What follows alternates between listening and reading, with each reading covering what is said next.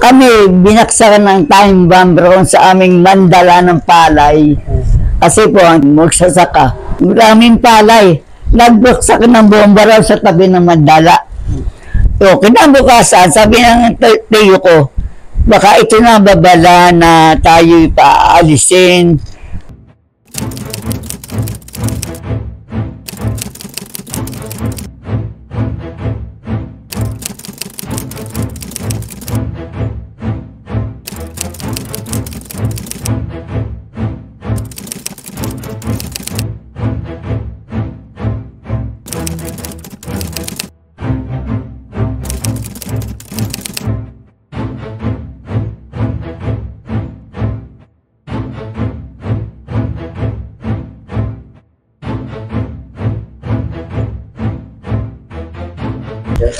Mabuhay! Isang maganda at magparang araw po sa ating lahat at syempre, nandito na naman tayo sa pamanang storya ng mga Teresano at also syempre ito ay celebration ng ating Heritage Month at syempre kasama po natin ang isa sa mga malalakas pa dito sa bahay ng Teresa Rizal.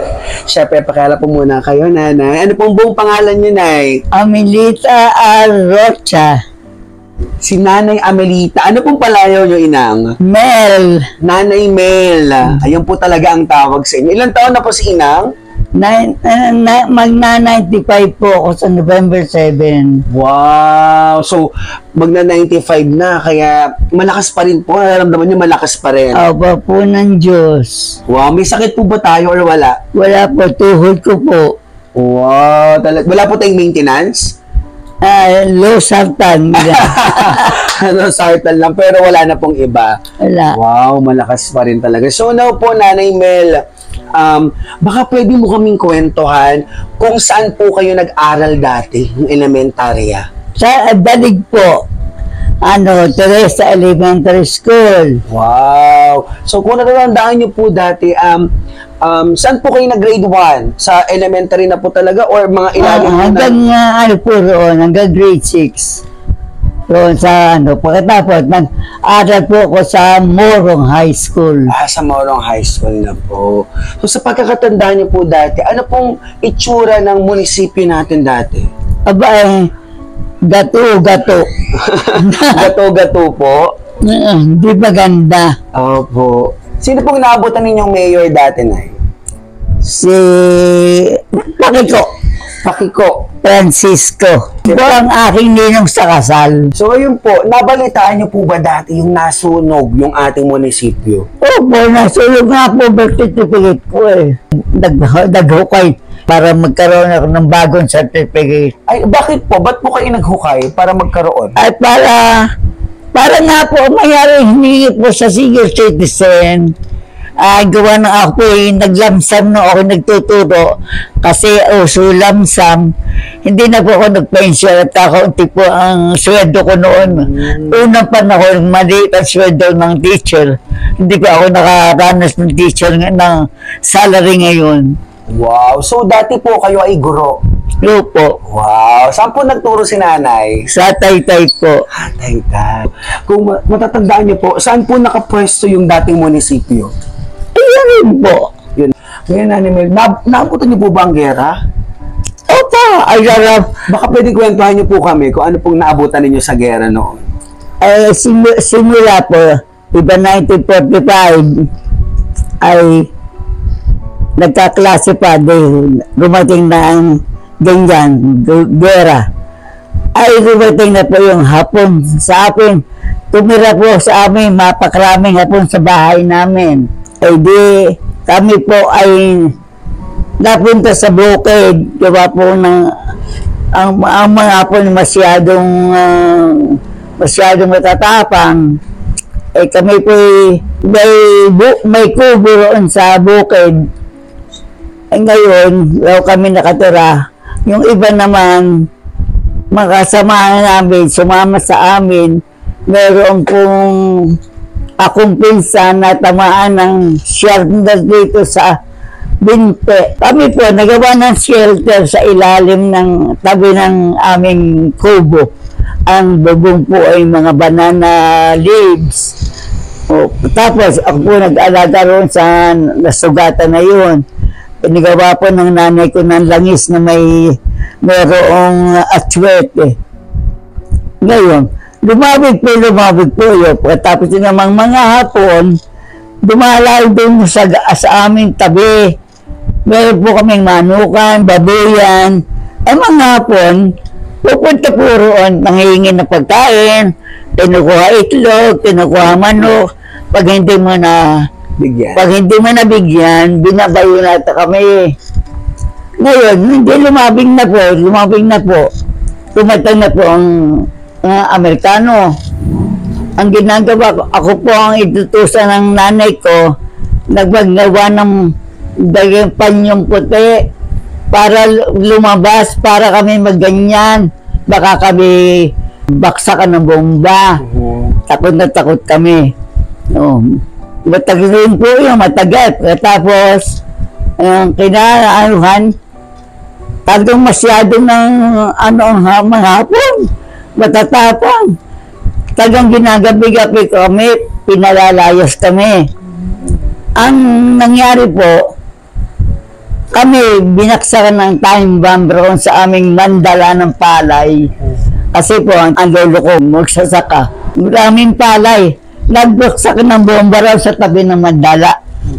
So, kinabukasan, sabi ng tiyo ko, baka ito na babala na tayo paalisin para yung mga Amerikano makapasok dito sa teritoryong ito. Ang nangyari po sa amin, umalis na kami lahat, yung baboy nilapa, tapa, mga manok dinala. Ay ako po nung kasalo ko yung nakakasakit. Na-dysenteria po kasi ang amin pong iniinom na tubig ay parang yung mga bakas ng kalabaw. Ay di marumi. Na-dysenteria po. Ayun po kami. Rin na po kami nagdaan sa kwari. Ang dala ko po, isang sakong pera hapon. Ay taga ko lilipa-lipa at syempre mabigat ng kaunti sa bagay mga papel. Nakasabit po kami sa darangan. Kami sa isang bahay na kaya kami na may kinugkop. Siyempre, ang aming pagkain, baboy nan, dinaing mga manok. Pagkaubos po noon, wala na kaming makain. Yung lolo ko po, dinadala ko sa dagat. Nangunguha po ako ng tulya. Saan pong dagat? Sa darangan po. Sa darangan. Parang binangonan. Sa lawa lang po. Talagang dagat, pero kami sa tabi lang kumukuha. So sa binangonan po yun, sa darangan. Yung darangan din, di ba, malapit. Apo. Ng daan ng binangonan. Pero kami sa mga tapit-lapit, nanguha kami ng tulya. Pagkasapos, Amerikano na natin dito na, sa Teresa. Nagbalik na kami rito, ang aming bahay sira-sira, ang aming tuluyan para kami mga baboy, nakahiga sa, kasi ginamit po ng hapon ng aming bahay. Ang aming bahay talagang dumapa na. Maski ganoon, nire-repair ng tatay ko, yung mabungan, at maski kami nasa ilalim ng agting mga ganyang namuhay kami nagsimula na pamumuhay. Ako po nagsimula na kami ng pagpasok ng paaralan.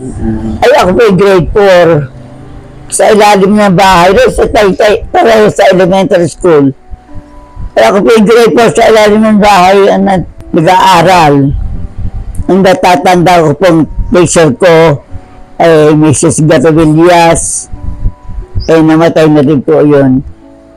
Ang aming pong eskwelahan ay talagang hindi mukhang eskwelahan. Bahay-bahay po kami nagpasok sa eskwelahan. Tapos, awa ng Diyos, lumabig ang panahon, natapos ang elementary, nag-aral na po ako sa Morong High School. Naabutan niyo po ba yung Teresa Community or Teresa High School? natatandaan niyo po may ganong eskwelahan sa Teresa? Yan, bago na po yan. Yun. Bago na po. Yung Teresa High School po. Sa tapat po ng munisipyo dati? Ay, wala po. Ay, kasi wala pong eskwela kung natatandaan. Hindi ko natandaan Teresa High School. Wala. Yung simbahan po natin, doon po talaga nakatayo?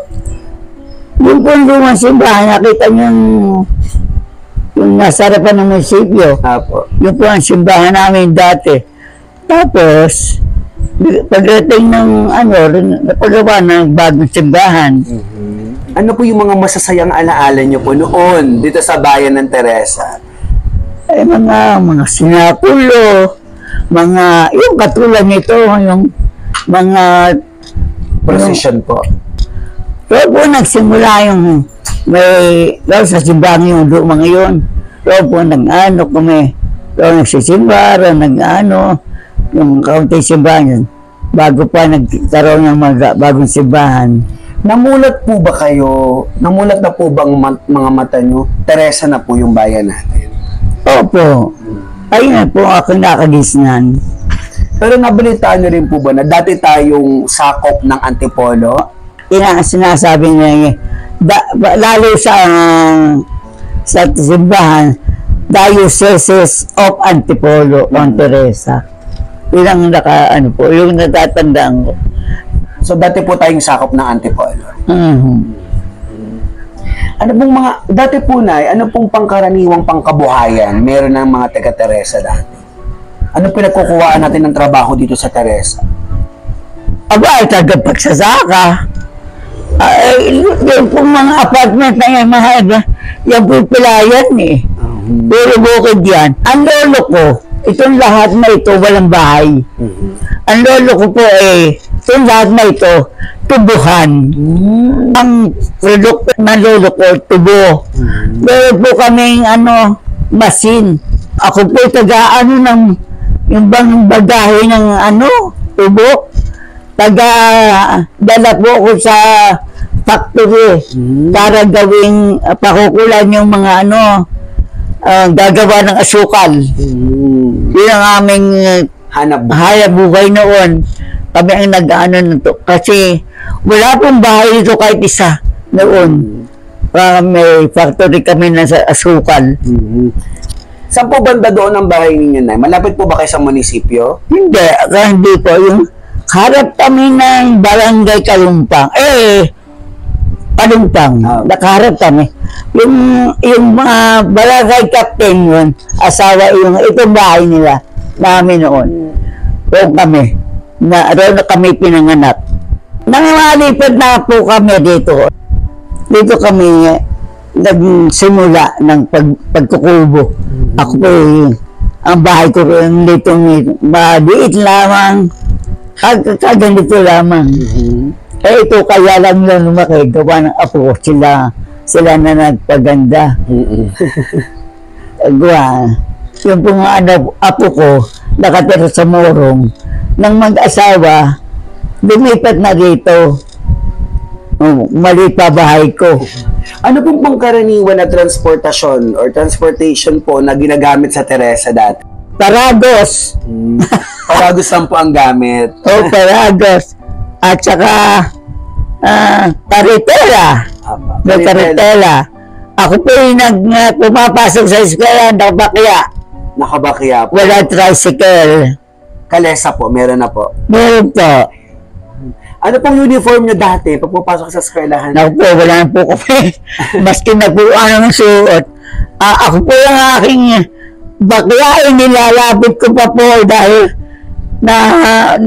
baka ako mabuubos agad. Mapigpod. Kahit mga suot namin, wala pa po kaming ron. Ano pong bag na ginagamit niya dati? Bayong po. Bayong talaga ang gamit nila. Bayong. Sinasabi ko mga sa aking mga apo, napakabuti ninyo kayo merong mga magagandang bag ngayon. Ngayon, kami nung araw bayong at saka kami naglalakad, nakabakya, pagka nilalabit-nabit baka mapagpod. Yun, ang aming bahay na biskot yung malutong. Tawag po rito na, saan po kayo naliligo dati? Meron sa ilog? Naku po, ako po yung best swimmer ng high school na. Ang reader po noon, puro malilinis. Ay ako po talagang mahilig lumangoy. Nang ako nga po maibalita ko nang ako nagtapos sa FEU. Ako po ang instructor ng swimming sa PE namin. Dito po sa Teresa, saan po kayo naliligo dati? Ay sa balon. Ayan, mayroon po kami ano rin sa atin. May sapa po rin yan. Pero kami naliligo ng araw. Saan po yung sapa? Doon sa likod po. Bago sumapit ng forever. May sapa rin yan. Doon po talaga kayo naliligo noon pa? Oo, doon kami naliligo. Pagkatapos, nang matuyo na yan, siyempre may mga balon. May balon po kami riyan na kami tumitinda ng tubig. Saan po may mga poso rito dati na? Ay, marami po. Kasi yung aming sa kantong yan may poso. Meron akong pamangkin na tagawa ng poso namatay na. Maraming poso. Noon po, noon. Ano pong itsura ng daanan dati? Aba, ito pong daang ito, ang nakadaldaan na ay kalabaw. Puro kalabaw lang po. Kalabaw lang po. Ay, ngayon, na-develop na. Naabutan niyo po ba yung tinatawag nilang parang Teresa? Yung pumalayo pa lang daw po pumapara na sila. Oo. Wala po parang na. Ay, pala'y parang. Oo. Pwede niyo ba kaming kwentuhan kung ano po yung parang Teresa? Ay, yun yung malayo pa po. Ay, malayo pa. Sasakyan pumapara na. Baka maiwanan. Totoo po ba yung naliligo pa lang, hinihintay ng bus? Hinihintay daw po yung parang Teresa. Kung may suki na, o kaya talagang siya suki nung sasakyan yun. Hinihintay. Pwede niyo po ba kaming kwentuhan, Nanay Mel, yung pong, kung paano po nanligaw yung inyong asawa dati sa inyo? Diyos ko. Ay, ako po yung may iba, hindi naman ilog yun. Ay, ako po yung laging naglalaba roon. Ay, po nga asawa ko yung nagtatrabaho sa Teresa Mall. Doon pinupuntahan po ako at tinutulungan ako paglalaba. Paano po kayo niligawan dati? Ayun nga po ako, sinusundan po ako sa paglalaba. Tinutulungan ako pagpipigay, pagkaganon. Tapos, galit na galit. Ang tatay ko pupunta kami, gagalit sa akin. Kung saan ako pinupunta. Pagkatapos, doon sa lumang munisipyo, nagkaroon ng barang program. Ang kanila pong band ay arkilado ron sa kasama po siya sa banda. Ay ngayon po siya ay gitarista at saka singer. Wow. Napakaganda po ng kanyang boses. Kaya ko po siya naibigan sa kanyang boses. Naano po ako sa kanyang boses. Nahalina, nakuha ang loob niya. Napakaganda po ng boses. Nagkaroon kami ng 2 anak. Pagkatapos po, nagkahiwalay po kami. Ang nanay ko, kasi ang asawa ko ngayon, taga Mindanao, Kabiging.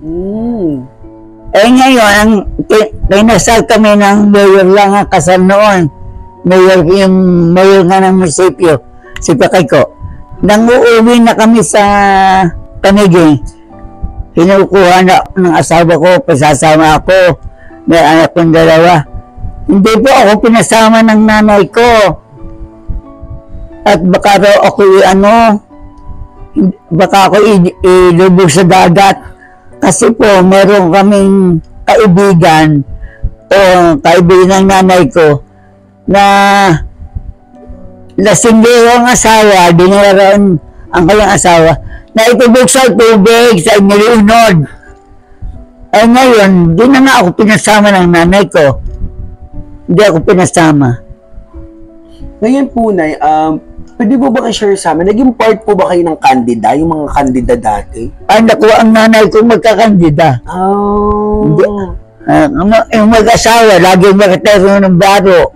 Nagkakandida sila. Basta may okasyon, yung mag-asawa nagkakandida. Dati po ba dito sa Teresa, kahit anong okasyon, laging meron pong kandida? Basta pinaplano. Eh, kung walang plano, nagdadayo pa po sila sa ibang town Opo. para magkandida. Pag po dati po, ano pong mga celebration ang ginagawa sa Teresa? Ano pong mga celebration natin sa Teresa po noon? Sinakulo, panawagan. Ano po yung panawagan? Yung mga matatanda, meron silang kubol. Doon sila nagbabasa ng mga pasyon. Doon sila nagkakainan. Panawagan po ang tawag doon. Oho. So lahat po ng mga matatanda ay welcome doon. Opo, kung sino marunong. At pag hindi marunong, hindi mo kasama. Ano pong marunong? Saan pong bagay? Marunong silang kumanta ng tono. Alam mo, may tono niya, parang bang pabasa sa para sa pasyon. Ano pa pong mga celebration dati dito, Ina? Pag mag-fiesta po, paano po kayo naghahanda dati? Siyempre, nung kami nasa dating bahay pa namin, naghahanda lang ng konti, mga kaibigan pupunta. Ganun lang. Hindi naman masyadong maraming handa. Konti lamang at saka hindi pa masyadong maraming namumesta, hindi katulad ngayon. Madami na po ngayon. Talagang pinadayo. Ano pa pong mga natatandaan nyo dati sa bayan ng Teresa? Ano po yung mga masasayang ginagawa? Ano po mga nilalaro nyo dati, Nay? May rito labanan ng volleyball, labanan ng softball, ay sa palayan pa, sa bukid. Talagang nagba-volleyball na po talaga dito sa atin dati. Naka-experience po ba kayo ng parada po or turumba? Opo, ayun ang aming itong santo namin, ayan, santo sa Dilim. Apo. Dilima. Laging may turumba yan taon-taon. Tuwing August, gawa ng kapistahan niya. Totoo po bang dati po, August 30 yung celebration? Dati 30, ngayon 23. Yung binago na po. Binago. Dati po yun di ba may hawak po kayong mga dahon-dahon dati pag sumasaya? Ano po kinukuha yun? Yung po merong in charge na di mo nag-aayos ng bulaklak sa Santa. Binibigyan ang mga kasama sa presyon. Pero dati po pumipitas lang, pwedeng pumitas sa mga puno-puno para yung isa nila. Ganoon na. Paano po kahigpit ang mga magulang niyo dati? Ako po? Opo, anong oras dapat nasa bahay na kayo dati? 6 o'clock dapat nasa amin na bahay at nag-orasyon. Orasyon po? Ano pong orasyon ang ginagawa? Nagdadasal. Kaya yung sinasabi ko sa apo ko rito, nung araw kami, ang aming nanay, pag wala kang sa bahay ng orasyon, buntal ka. Bubuntalin ka. Talagang bugbog, ganun po talaga. Oo, gawa ng hindi ka rin, kailangan nakaluhod ka sa altar. Mga matatanda. Ganun po ang tradisyon natin dati. Kailangan alas 6 pa lang nasa bahay. Ay ngayon, ang mga bata naku po! Panginoong Jesucristo. Kaya, yung apo ko yun sabi ko, naku, nung araw, ang nanay ko, sut-sut lamang. Takbo agad. Kumakaripas na ng takbo. Naku, ay samantalang itong ngayong mga bata ngayon, sumasawa ka ng tawag, hindi pa ikaw pinakikinggan. Gano'n po ang natatandaan nyo dati na paano po kayo namumuhay talaga, yung pong pamumuhay na, yung pagkatapos po ng gera, ano pong natatandaan nyo nun? Ay, ang tatay ko po naging pulis. Noon. May batuta. Wala pang baril. Sino pong mga kaibigan nyo natatandaan nyo dati? Kaibigan Ako ako. mga, Alam ba niyo, ang mga kaibigan ko, namatay yung lahat. Si Pilina. Yan kabarkada ko sa pagnegosyo. abay, magaling daw po sumayaw si Nanay Pilina. Ay, talaga. Magaling magtumbay at sa tango. Tsaka magkandida daw po. O, kabila. Oo, magaling nga po sa lampo lang. Yung kasama ng nanay ko, magkabarkada sila. Lagi magkataroon ang suot ng mga magkatanda. Ang tatay ko at nanay ko, pareho ng suot. Pag nagkakandida, yun din. Kumpare ko po ka, tsaka kumari ko yun. Yung si Girly, na anak ko sa Binyag. Kaya kami magkaano noon. Si Nanay Tita Girly, inaanak nyo po. Si Girly, na anak ko po sa Binyag yun. So, magaling po talagang sumayaw si Nanay Felina dati, no? Ay, pati anak. Pati mga anak. Opo, wow. Pati mga anak. Yun po, pagka may mga, paano po kayo nakikita-kita dati ng mga magkakaibigan? Aba, ay basta ba yung may taga-punta, halimbawa may kandida ron, pupunta rito, pupunta sa bahay namin. Oh, pare, kumare, meron tayo lakad. Oh, ganun lang po. Nasusunduan. So ano po na yung natatandaan nyo bukod dun sa masasayang mga alaala? Anong hindi mo makakalimutan nung ikay bata pa? Ay, ako yung kasi po ako may pagka-social noon. Ay, kasi sikat ang pamilya sa mga ganyan. Kaya kami laging may sayawan, may kainan, may pati yung ate ko namatay pa panganay, naging misteryo sa iyo. Kaya pag kasama kami sa mga okasyon. Tsaka yung aking nanay po, yung hermana sa simbahan. Kaya kami laging nasa simbahan, nasa mga okasyon. Hindi nawawala kami. Ano naman pong gusto nyong ibahagi or i-share po sa mga kabataan ngayon? Ang gusto ko ba yung ugali ng araw namin, yung maduras yun sa gabi, sa 6 o'clock. Yun. Yung ugaling matanda na. Ano ko, hindi ko yung halimbawa, gabi na.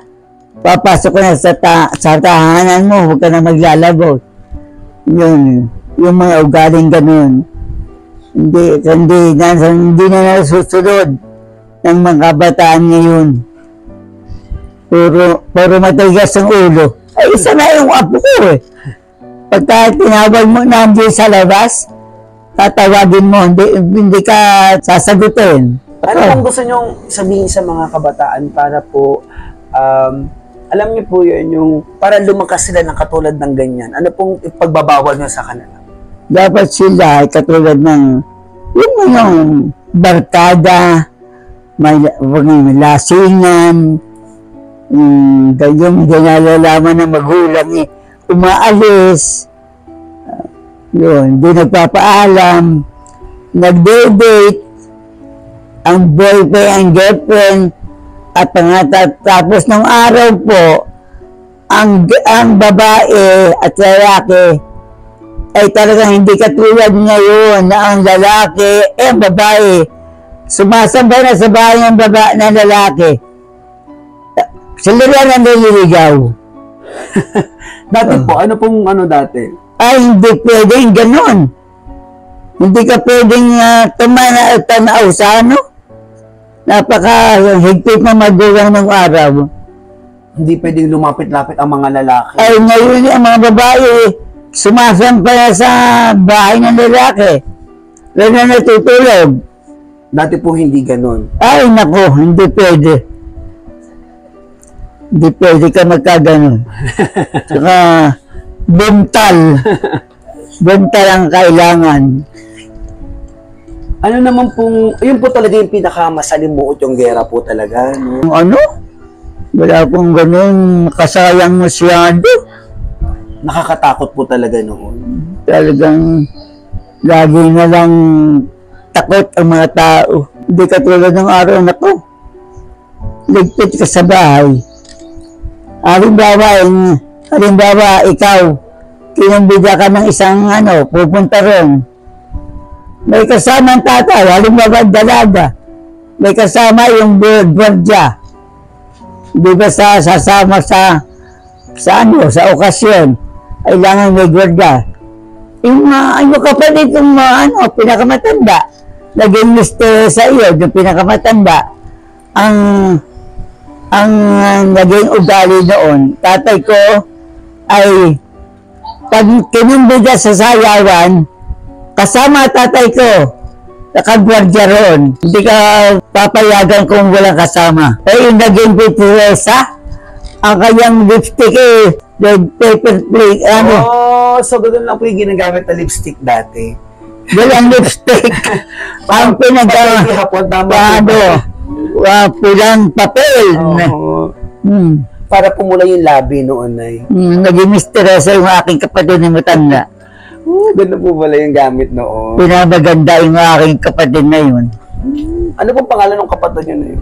Celestina, Nene. Nene kung tawagin. Oo, pero ano pong apelido ni Nanay Celestina po? Celestina Inabisido. Napakahirap bigkasin. Nako, yung kadalaga, yung gwardyado, yun napaka-higpit ng lolo ko ron. Yan ilapit sa amin. Ang naging asawa ng ate ko taga Cavite. Yun nananahian sa Mandaluyong na kusudarahan ng isang trabahador sa kapitbahay ay nagustuhan. Kailan po kayo magna-95? Sa November 7. Malapit na din. So ngayon po, pwede niyo pong i-share sa mga kabataan at pati po sa bayan ng Teresa, paano po maging malakas katulad ng 95 years old po, Nanay Mel? Aba, yung unay si Lord, siya ang aking sandigan. Kahit ako di kumakain, siya muna unahin ko. Kahit anong oras, siya ang aking nasa akin. Always thank Lord. Always thank Lord. Kahit anong bagay kong gawin, siya ang laging nasa isip ko. Tsaka yung bawal kainin, huwag kainin. Halimbawa, kaya ay mag-inom ng alak, magsigarilyo. Lahat ng aking kamag-anak na namatay sa sigarilyo, namatay sa alak, sugapa sa alak, sigarilyo. Ano pong gusto niyong sabihin ngayon sa mga kabataan po natin sa Teresa? Dapat sila'y maging maingat sa kanilang sarili. Hindi katulad ngayon, ang mga babae ay bago kasalin ay buntis na, may anak na. Gusto na ngayon, sa mga araw, hindi ka basta-basta.